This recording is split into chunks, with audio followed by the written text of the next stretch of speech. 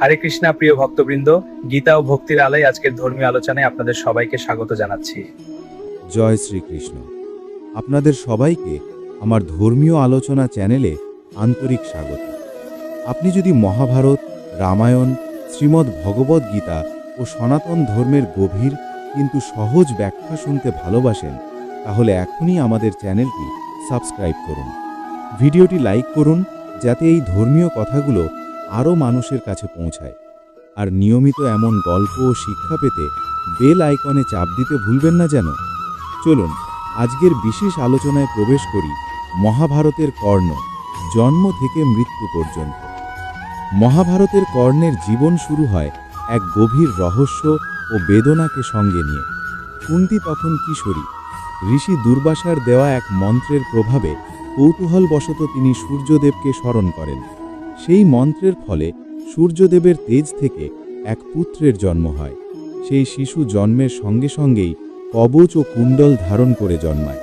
কিন্তু সমাজের ভয়, লোকলজ্জা আর অবিবাহিত মাতৃত্বের কলঙ্কের কারণে কুন্তী সেই শিশুকে গ্রহণ করতে পারেননি। হৃদয় ভেঙে গেলেও তিনি শিশুটিকে একটি ঝুড়িতে রেখে গঙ্গার জলে ভাসিয়ে দেন। সেই মুহূর্ত থেকেই কর্ণের জীবনে শুরু হয় পরিত্যাগের গল্প। গঙ্গার স্রোতে ভেসে আসা সেই শিশুকে উদ্ধার করেন এক রথচালক অধিরথ ও তার স্ত্রী রাধা। তারা নিঃসন্তান ছিলেন। শিশুটিকে তারা নিজের সন্তানের মতো মানুষ করেন। এই কারণেই শিশুটির নাম হয় রাধেয়। কিন্তু সমাজ তাকে বারবার মনে করিয়ে দেয় সে রাজপুত্র নয়, সে সুতপুত্র। ছোটবেলা থেকেই কর্ণ অনুভব করতে থাকে অবহেলা ও তাচ্ছিল্য। তবুও তার মনে জন্ম নেয় এক দৃঢ় সংকল্প। সে শ্রেষ্ঠ ধনুর্ধর হবে, সে নিজের যোগ্যতা প্রমাণ করবে। অস্ত্রবিদ্যা শেখার জন্য কর্ণ দ্রোণাচার্যের কাছে গেলে বংশ পরিচয়ের কারণে তাকে ফিরিয়ে দেওয়া হয়। এই অপমান কর্ণের হৃদয়ে গভীর ক্ষত সৃষ্টি করে।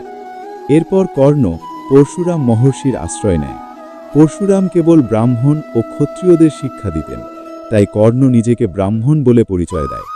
পরশুরাম কর্ণের অসাধারণ প্রতিভায় মুগ্ধ হয়ে তাকে সমস্ত অস্ত্রবিদ্যা শিক্ষা দেন। একদিন পরশুরাম কর্ণের কোলে মাথা রেখে ঘুমিয়ে পড়েন। তখন একটি পোকা কর্ণের উরুতে কামড়াতে থাকে।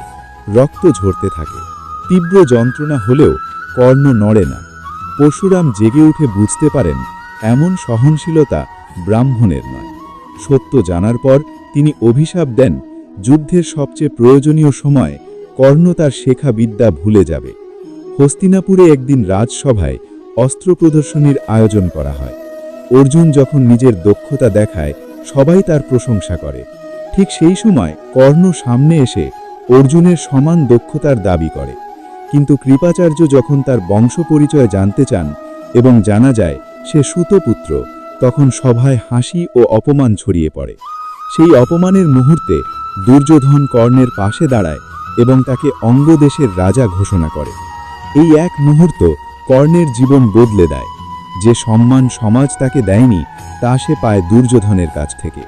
সেই দিন থেকেই কর্ণ দুর্যোধনের প্রতি আজীবন কৃতজ্ঞ হয়ে থাকে।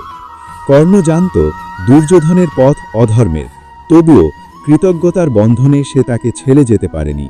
পাশা খেলায় দ্রৌপদীর অপমানের সময় কর্ণ কঠোর কথা বলে বসে, যা তার জীবনের এক বড় কলঙ্ক হয়ে থাকে। এখানেই বোঝা যায় মহান গুণ থাকা সত্ত্বেও কর্ণ ভুল পক্ষকে সমর্থন করেছিল। কর্ণের আরেক পরিচয় দানবীর।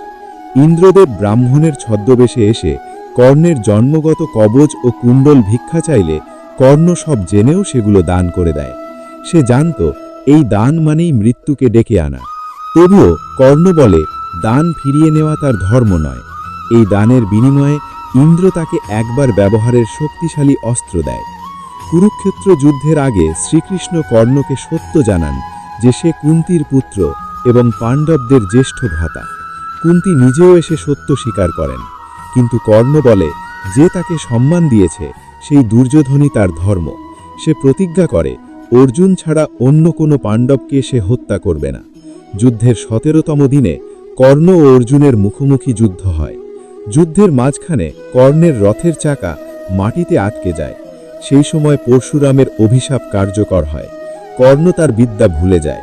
কর্ণ অর্জুনকে অনুরোধ করে ধর্ম অনুযায়ী অপেক্ষা করতে। কিন্তু কৃষ্ণ স্মরণ করিয়ে দেন, কর্ণ যখন দ্রৌপদীর অপমানের সময় ধর্ম মানেনি, তখন আজ ধর্মের কথা বলার অধিকার তার নেই। অর্জুন তীর নিক্ষেপ করে, সেই তীরে সূর্যপুত্র কর্ণের জীবন শেষ হয়। মৃত্যুর আগে কর্ণ উপলব্ধি করে তার জীবন ছিল বীরত্বে ভরা, কিন্তু ভুল নিঃসিদ্ধান্তে আচ্ছন্ন। কর্ণের জীবন আমাদের শেখায়, জন্ম নয়, কর্মই মানুষের পরিচয় তৈরি করে, কিন্তু ভুল পথে অন্ধ কৃতজ্ঞতা মানুষকে ধ্বংসের দিকে নিয়ে যায়।